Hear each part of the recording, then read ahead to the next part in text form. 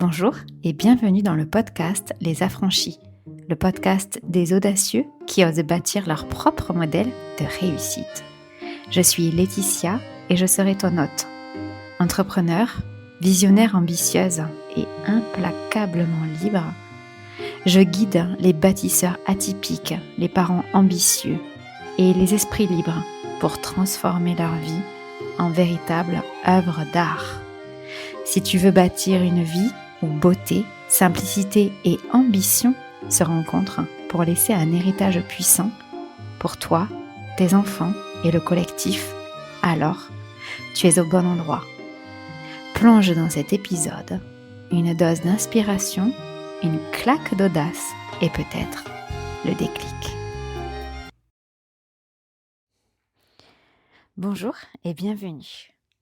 Alors, comme vous le savez, peut-être ou pas, certaines personnes qui m'écoutent m'envoient des lettres, des vraies lettres, avec un papier, un stylo, des lettres de plusieurs pages pour m'écrire, le mettre dans une enveloppe, me l'envoient par la poste avec un timbre. Et c'est une des lettres que j'ai reçues qui me permet aujourd'hui de prendre la parole. C'est comme une invitation reçue à m'exprimer sur un sujet qui est extrêmement important pour les affranchis. Alors, les affranchis s'affranchissent de ce qui est, ne se rebellent pas contre, mais s'affranchissent pour aller un peu plus encore vers leur vérité, encore plus vers leur expression, vers ce qu'ils ont dans le cœur et qu'ils vont exprimer publiquement. Je vois beaucoup de personnes, beaucoup d'affranchis qui sont sur le chemin, qui sont très marqués par des communications que l'on peut voir en ligne, qui s'exprimeraient de la façon suivante. Je peux t'accompagner parce que moi-même, j'ai vécu ce chemin-là. Vous êtes nombreux à refuser d'aller sur ce chemin. Vous êtes nombreux à vouloir vous affranchir de cette pratique. Cette pratique, c'est une pratique de communication sur une communication reptilienne, avec le cerveau reptilien, c'est-à-dire l'ami de mon ami est mon ami. J'ai vécu la même situation que toi, donc ton cerveau reptilien ne se déclenche pas, et donc je suis ton ami et je vais être la bonne personne pour t'accompagner, parce que si j'ai vécu la même chose que toi, alors je vais pouvoir mieux t'accompagner. C'est normal que les affranchis veuillent s'affranchir de ce genre de pratiques parce qu'elles sont douteuses. D'ailleurs, l'accompagnant, et je le sais d'autant plus que je suis formée, certifiée depuis plus de 10 ans, sur les métiers de l'accompagnement.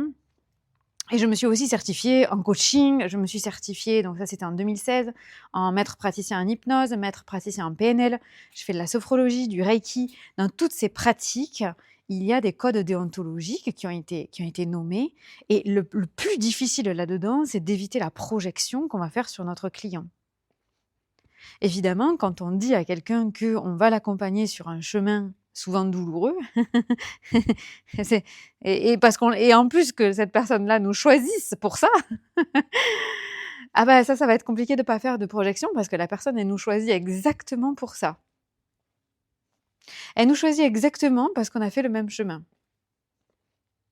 Et vous êtes nombreux à dire là, il existe quelque chose qui n'est pas OK. Et je veux vraiment qu'on vienne analyser tout ça, qu'on prenne le temps aujourd'hui d'analyser ce qui est en train de se passer, qu'est-ce qui se joue, quand ça vous fait vraiment quelque chose dans le corps physique.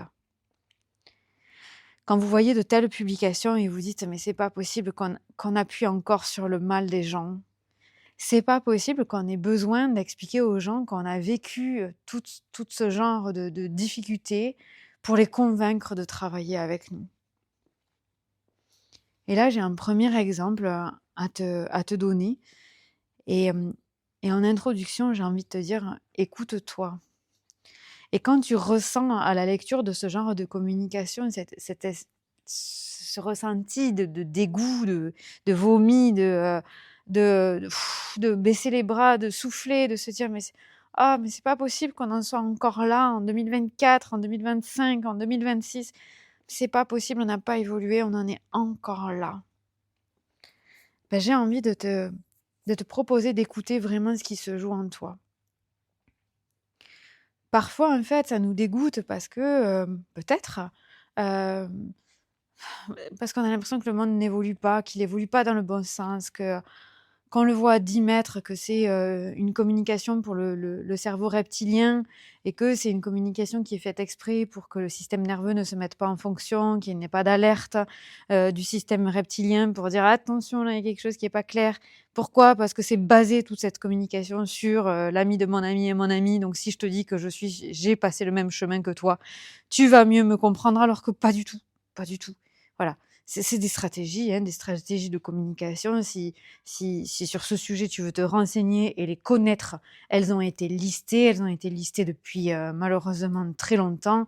Il y a un bouquin de référence sur ce sujet que tu peux acheter sur Amazon ou sur toute autre librairie indépendante qui s'appelle Petit traité de manipulation à l'attention des honnêtes gens. Il est brillant et il récapitule en fait toutes ces stratégies de communication et pourquoi elles fonctionnent, basées sur notre fonctionnement cérébral. Hein. Alors là, il n'y a pas de magie, il n'y a pas de spiritualité, c'est vraiment un fonctionnement cérébral que nous avons en tant qu'être humain, et à chaque fonctionnement cérébral, nous est donné une stratégie de communication pour le contourner. Voilà, c'est simple et efficace. Donc ça, on le sait, ces techniques-là, elles sont utilisées pour pas que notre système se mette en fonction d'attaque ou de repli, hein, de fuite. Et du coup, ça peut marcher. Dans le doute, ça peut marcher. Et ça marche, puisque c'est basé sur notre fonctionnement cérébral. Mais là, évidemment, on ne va pas parler du fonctionnement cérébral, non seulement parce que ce n'est pas ma spécialité, ni mon expertise, mais parce que ce n'est pas le biais que je veux donner à cet épisode. Cet épisode, c'est peut-être d'aller dans un autre espace, hein, où je vais t'amener avec mon premier exemple.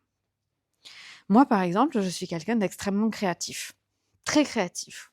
J'ai une créativité en plus qui est illimitée, atypique. Et en plus de cette créativité, moi, je sais la mettre en œuvre. C'est-à-dire que quand j'ai une idée, je sais lui faire prendre une forme dans la vraie vie, dans la matière. Voilà.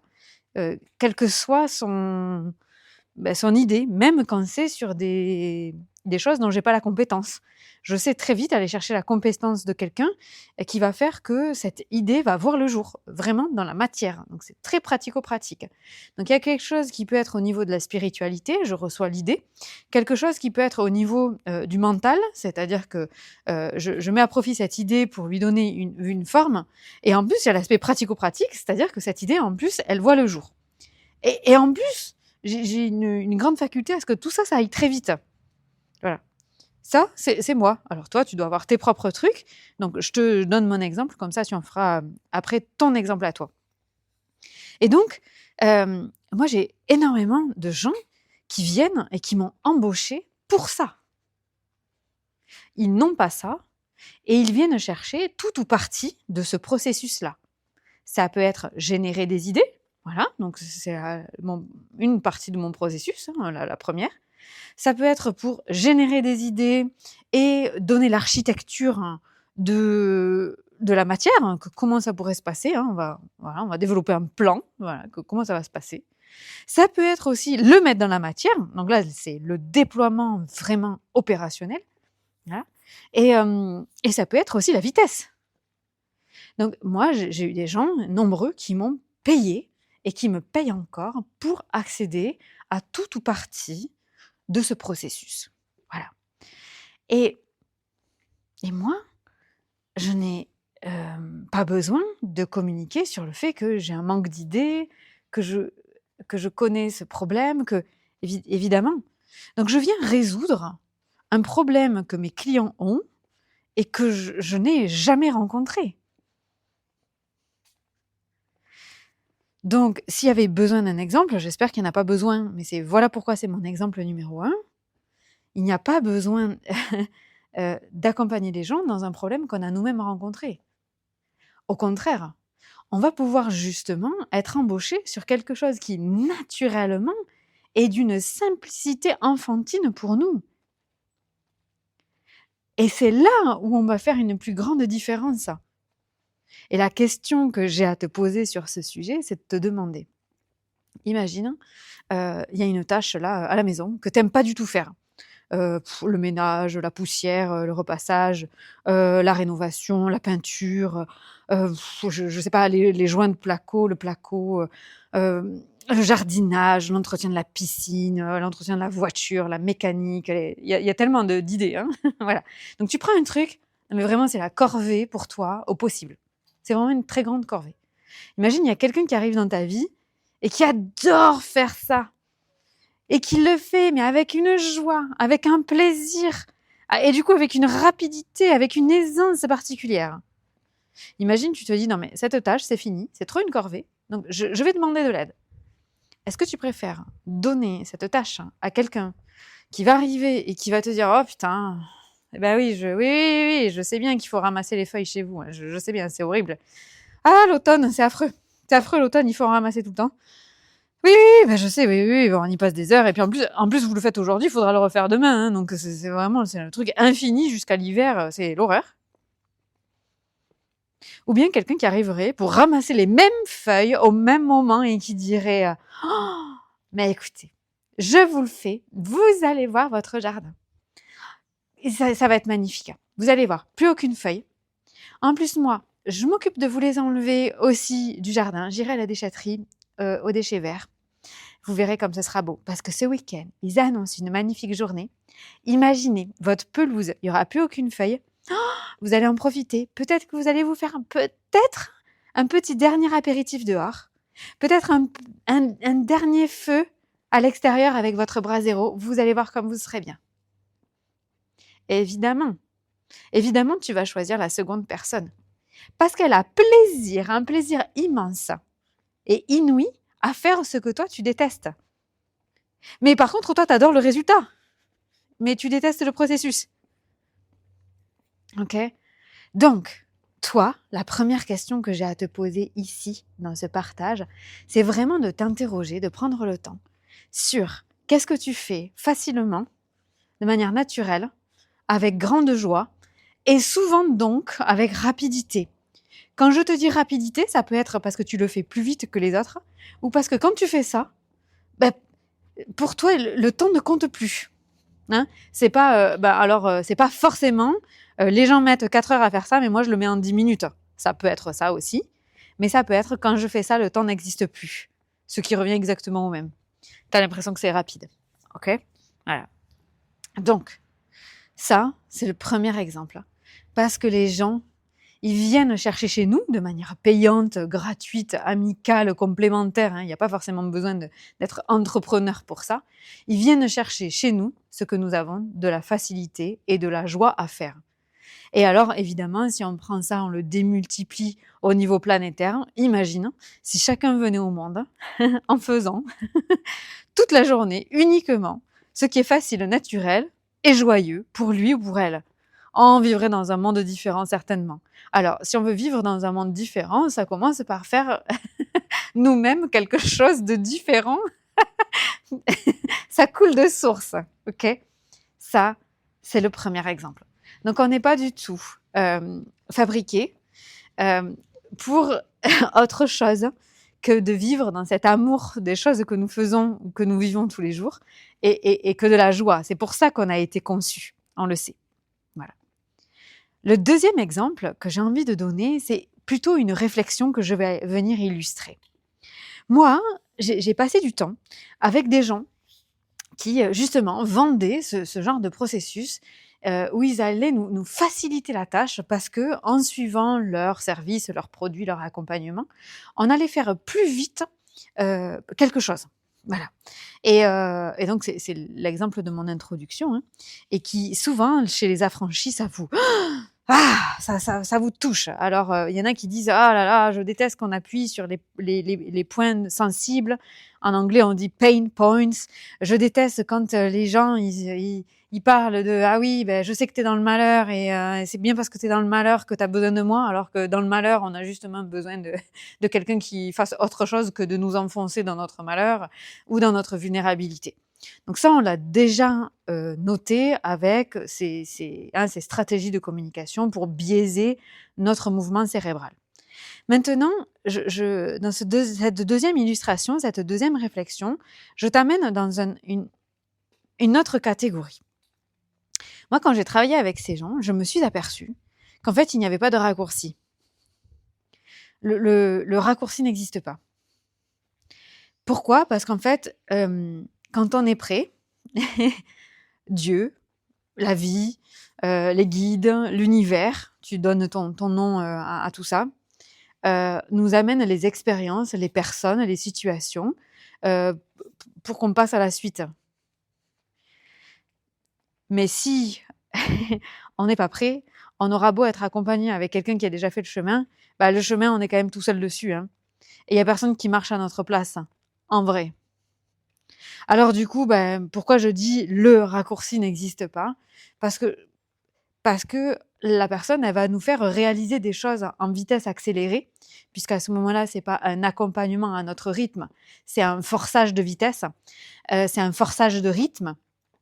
Elle va nous amener des éléments qui vont arriver sur un terreau qui ne sera pas prêt. Ça veut pas dire que la graine ne va pas germer, mais ça veut dire que si on avait attendu le bon moment, la graine, elle aurait germé sans forcer. Elle aurait germé sans avoir besoin de mettre des intrants. Des anti-ceci, des anti-algues, des anti-machin truc, des anti-invasifs, des anti... Oui, parce qu'en fait, on n'était pas prêt à recevoir cette information.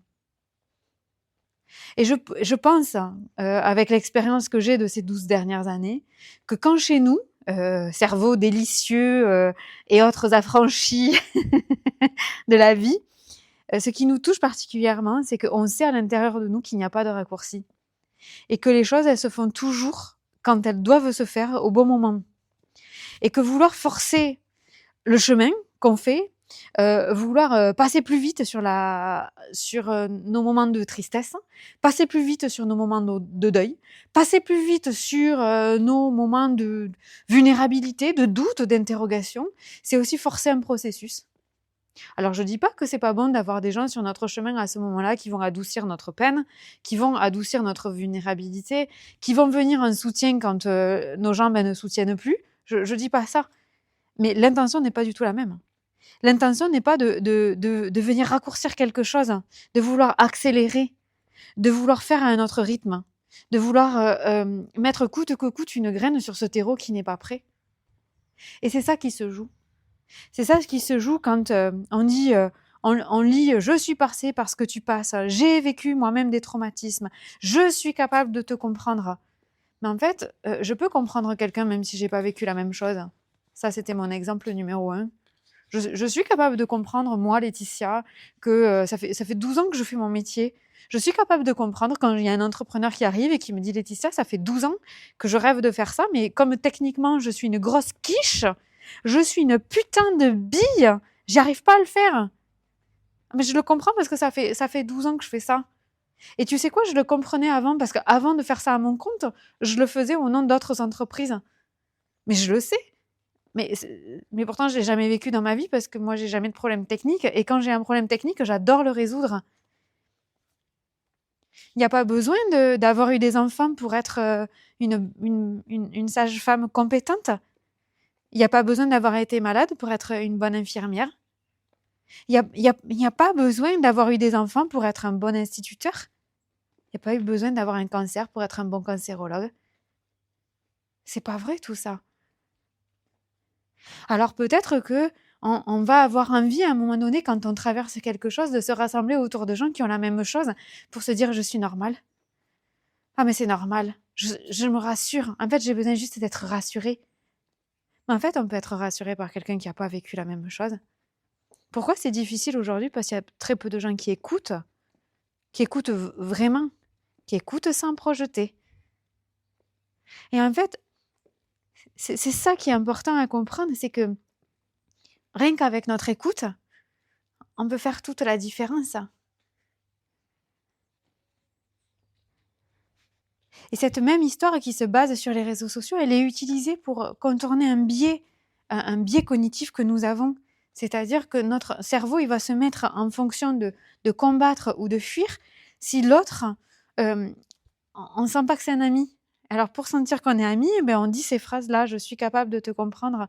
Mais en fait, je suis capable de te comprendre, c'est une capacité que beaucoup n'ont pas. Je suis capable de te comprendre, même si moi, j'ai pas vécu pareil. Parce que de toute façon, si j'avais vécu pareil, tu sais, je l'aurais pas vécu de la même façon. Moi, j'ai une chance immense d'accompagner une femme fabuleuse depuis 10 ans et qui a une vision du deuil que je n'ai jamais vue ailleurs. Voilà. Elle accompagne le deuil, qui soit le deuil d'une personne, mais surtout de situations de vie, de situations personnelles, professionnelles, conjugales, familiales, comme personne. Voilà. Et elle me disait, j'en ai marre de voir tout ce qui est fait sur le deuil, sur c'est lourd, c'est chiant, et pendant longtemps, elle a tourné autour de ça parce qu'elle ne trouvait pas sa place. Elle ne cherchait pas à être normale parce que elle s'en foutait pour elle et c'était évident.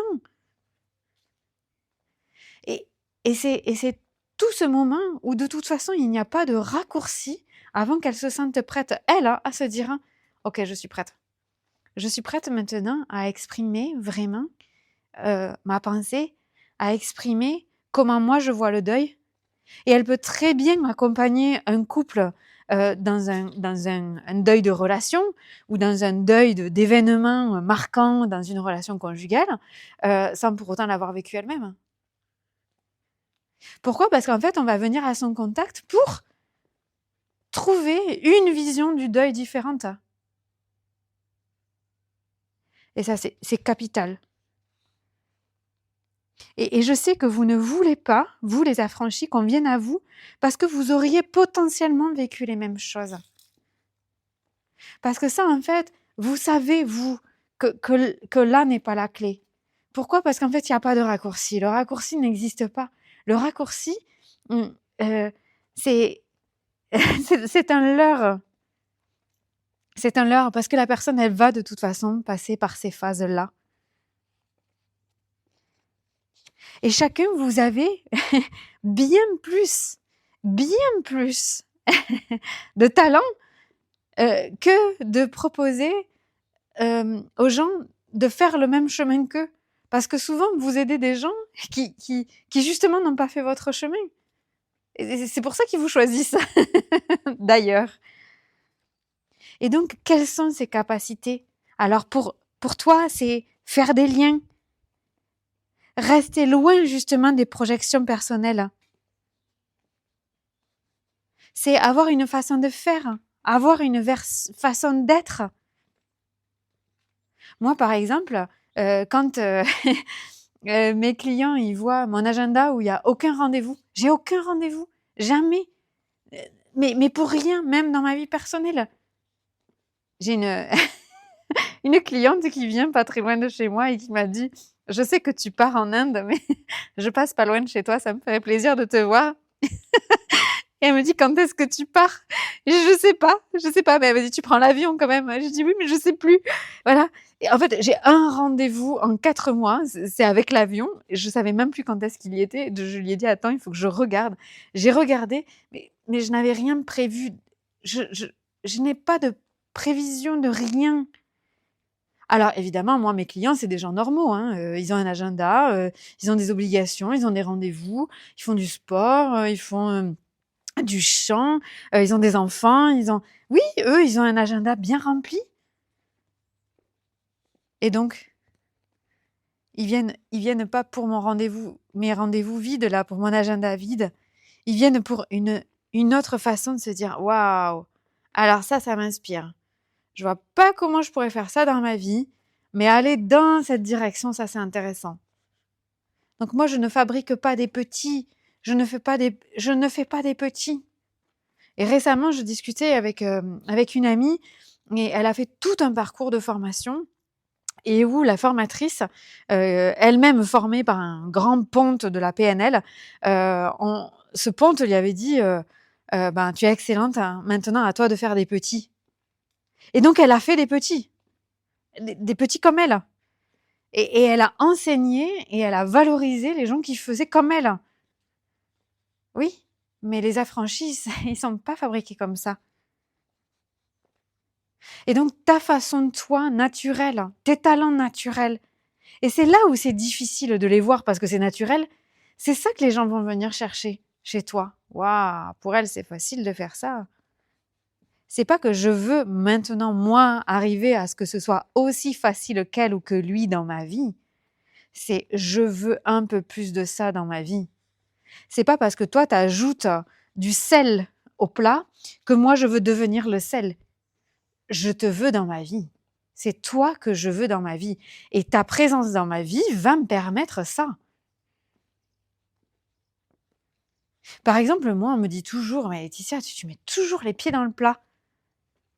Je dis pas que je fais pas exprès, c'est pas vrai, je fais exprès. Mais parce qu'en fait, si je pose pas la question, qui c'est qui va le faire? Parce qu'en fait, sinon, les gens, ils osent pas. Alors, bah, moi, je suis le oser. Donc, bah, moi, en fait, je pose la question parce que oser, pour moi, c'est naturel. C'est ma nature. C'est m'exprimer, c'est ma nature. Donc, je le fais. Ok. Mais toi, c'est peut-être autre chose. Peut-être que toi, tu poses toujours la bonne question. Moi, j'ai un chéri excellent. Il pose, voilà, on est avec des amis, on est dans telle situation. Il pose toujours la question qu'il fallait pas poser. En fait, la seule bonne question qu'il fallait poser. Mais ça, c'est un putain de talent. Alors moi, je dis les choses tout haut. Lui, il dit la bonne question. Surtout, ne nous invitez pas pour vos repas. Ou bien séparez-nous pour vos repas, au cas où. Mais ça, c'est hyper important. C'est important parce que c'est votre direction. Et il n'y a pas besoin d'avoir vécu quelque chose pour aider quelqu'un à le passer parce que de toute façon, il n'y a pas de raccourci. L'autre va passer par un certain nombre d'étapes. Et c'est encore plus dur, on va dire, d'accompagner quelqu'un à faire le même chemin que soi. C'est encore plus dur parce qu'en plus, il faut le faire sans projeter. Moi, je me souviens quand j'ai fait mon parcours de coaching, j'avais donc des coachings à faire pour ma certification. Et donc, j'avais des anciens collègues, je travaillais chez Apple, qui m'avaient dit, mais Laetitia, nous, on veut bien être cobaye, etc. Et je me suis dit, bah ouais, c'est top, quoi. Je les connais, ça va super bien se passer. Mais en fait, ils travaillaient dans un milieu que je connaissais et que j'avais quitté. Alors là, les projections, c'est compliqué. Alors, alors là, pour ma certification, j'avais dit, les amis, hein, pour éviter que je fasse des projections sur vous, je vais peut-être choisir d'autres profils. Et j'avais choisi un gars qui était luthier. Alors, moi, je travaille pas du tout dans la musique, j'y connais rien, je j'ai pas de culture musicale, euh, j'ai rien qui me lie à la musique, à part la danse. Mais du coup, c'est la danse, c'est pas la musique. Et maintenant que c'était génial parce que dans les questionnements que j'avais pour lui, j'arrivais comme un enfant naïf. Et moi, j'ai une cliente qui est géniale et qui fait que de l'écoute. Elle fait que de l'écoute. Elle a un trouble autistique qui fait qu'elle se pose beaucoup de questions parce qu'elle comprend pas bien comment la vie fonctionne. Et donc, elle est obligée de poser des questions. Les gens diraient des questions naïves. C'est pas des questions naïves, c'est des questions. Et qui nous obligent à nous positionner. Et ça, c'est naturel. Ah, alors rassurons-nous. Je n'ai pas besoin d'avoir vécu ces mêmes traumas pour pouvoir en parler. Je parle de ce dont j'ai envie de parler. J'exprime ma voix sans avoir besoin d'exprimer mon opinion. Je peux avoir grandi dans une famille aimante, ne pas avoir vécu de trauma et accompagner quelqu'un qui l'aurait vécu. Alors ça demande autre chose. Ça demande des outils. Ça demande des outils, ça demande de la, ouais, d'une certification, un parcours de formation, ça demande de l'expérience, oui, ah oui, oui. Ça demande d'éviter les projections aussi. Alors, on n'a pas besoin d'avoir manqué de quelque chose. Parfois, c'est aussi des choses qu'on peut faire en équipe. Sur ce sujet, moi, je t'accompagne et sur celui-là, hop, peut-être qu'on va aller chercher de l'aide spécifiquement pour ça. On le fait à plusieurs. Et parfois, il y a des sujets qu'on a rencontrés nous-mêmes, des traumatismes qu'on a vécus. Je parle de harcèlement, par exemple, de traumatisme, je sais pas, peut-être dans notre maternité, dans notre vie et notre carrière professionnelle. Mais c'est pas pour ça qu'on va en faire un outil d'accompagnement. C'est pas pour ça qu'on va en faire une méthodologie, parce que la méthodologie, elle restera la nôtre. Et donc, je vous invite aujourd'hui à vous affranchir de tout ce que l'on peut voir. Et quand, en ligne, et quand ça vous fait ce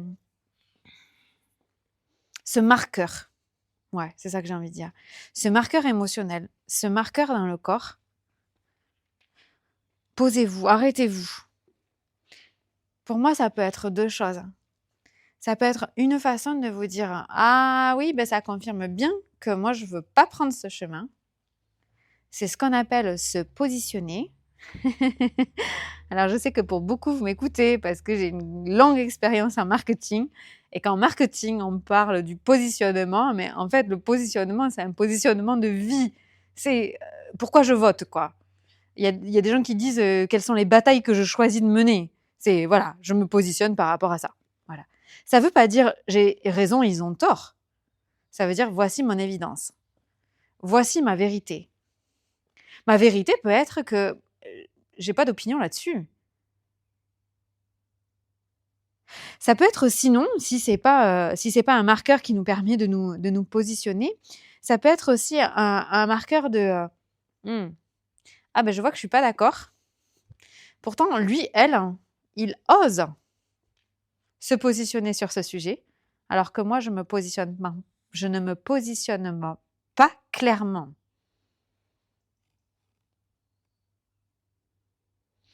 Et donc ça nous fait nous dire aussi: «Ah oui, bon ben, de l'autre côté de l'écran, je grogne, je rugis un petit peu et je grommelle. Mais en fait, qu'est-ce que je fais? Je me suis positionnée par rapport à ça. J'ai osé le faire publiquement comme cette personne. Je vois cette personne qui fait ça et je me dis: «Putain, mais c'est pas possible, on en est encore là cette année, mais ça va jamais évoluer». Qu'est-ce que je fais moi? J'ai pris ma responsabilité de le faire évoluer. J'ai pris la responsabilité de prendre ma voix, de prendre mon mon mon courage, de prendre, mon écrit, ma plume, ma vidéo, mon podcast pour dire ce que je crois. Est-ce que je l'ai fait ça? Et ça ne veut pas du tout dire je m'exprime contre, mais ça veut dire je m'exprime pour. On avait une grande discussion là avant de partir en Inde. On découvrait en famille la vie de Gandhi, etc. Donc on avait tout un tas de discussions sur ce sujet et on faisait la différence entre lutter contre et lutter pour. Et lutter pour l'indépendance, ce n'est pas tout à fait pareil que lutter contre un peuple colonisateur. Voilà. Et donc, on parlait de ce sujet. Et vraiment, ce qui me vient, c'est ça. C'est à quel niveau, toi, tu t'es positionné? Est-ce que tu t'es positionné franchement? Et est-ce que tu es la voix, V-O-I-X, et la voix, V-O-I-E, de personnes qui n'ont pas toutes tes capacités, tous tes talents, tous tes outils peut-être aussi, pour le faire? Est-ce que tu t'es positionné comme un affranchi en disant: «OK, alors attends, j'ai vu ça. Ce que ça m'évoque pour moi, c'est que moi, voilà ce que je veux». Et j'ai lu sur internet quelqu'un qui disait: «Ah ben voilà, moi, j'ai vécu des traumas, j'ai vécu un viol, j'ai vécu ceci, alors c'est parfait, c'est moi qui peux t'aider pour faire ça». Et quand ça te hérisse le poil d'entendre ça, c'est te dire: «OK, mais du coup, ça veut dire que moi j'ai une perspective différente. Mais est-ce que j'ai pris ma putain de responsabilité? Est-ce que moi aussi je me suis exprimée pour qu'il y ait des gens qui n'ont peut-être pas les outils, qui n'ont pas la prise de hauteur, la prise de conscience, ma formation, mon expérience, mon bagage et qui se diraient: «Waouh, mais il y a quelqu'un qui propose autre chose? Mais c'est génial ça! Ah mais moi aussi je trouvais que ce genre de discours c'était un peu lourd et d'ailleurs ça me faisait un gros poids dans mon cœur, dans mon corps, dans mon ventre, mais je savais pas pourquoi et je croyais que moi j'étais pas normale et que c'était moi qui avais un problème». Oui, et oui. Est-ce que tu es allé jusqu'au bout? Et ma question, c'est ça pour toi. C'est quand on lit ce genre de choses, il y a un côté pile, un côté face. Le côté pile, c'est de se demander si nous-mêmes, on a pris nos responsabilités de nous exprimer, voilà, self-expression, voilà, à la hauteur d'ambition qu'on a pour notre planète, pour les relations, pour le business, pour la famille, pour l'amour, pour la joie, pour la foi, pour tout ce que vous voulez, voilà. Et c'est aussi se dire, est-ce que dans ce que je vois là, il y a une part de moi qui parfois aurait envie d'utiliser ce genre de technique?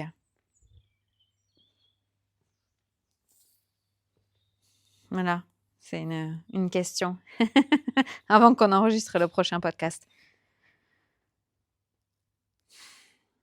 Cette introspection, elle est capitale.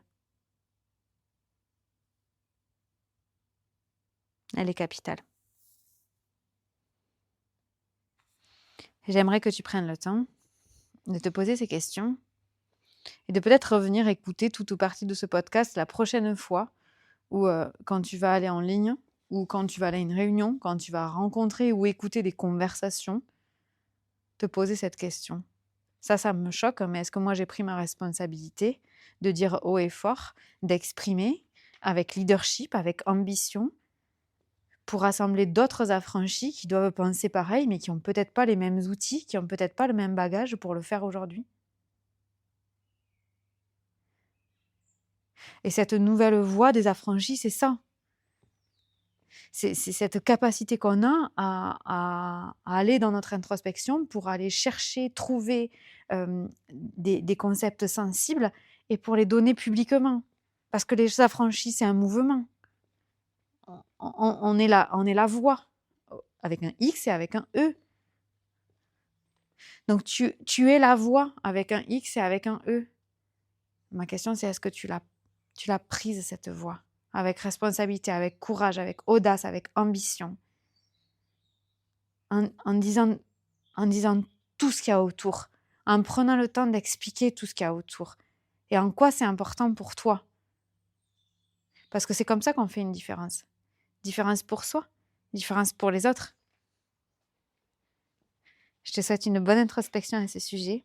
Merci infiniment pour cette lettre. Tu te reconnaîtras, ma beauté. J'ai pleuré en lisant ta lettre. Vraiment. Spécialement quand tu parles de ton enfant. Parce que c'est exactement pour les mêmes raisons que j'ai qu'un seul enfant. Merci. Merci pour qui tu es. Merci pour la voie que tu ouvres. Merci pour la voie que tu vas t'autoriser à utiliser publiquement. Moi, j'attends. Je suis là, je suis installée dans mon siège, je te regarde. Je mange des pop-corn et j'attends que le rideau s'ouvre et j'attends de te voir. J'attends de te voir parce que le monde t'attend. À ton rythme. Quand tu es prête, le rideau s'ouvrira et on pourra profiter de ton spectacle. Merci du fond du cœur d'être la personne que tu es. Merci de la confiance que tu m'accordes pour travailler à mes côtés. Merci de cette lettre qui m'a émue et que j'ai gardée près de moi et qui va peut-être faire un voyage en Inde. Merci d'être toi, pour nous et pour moi.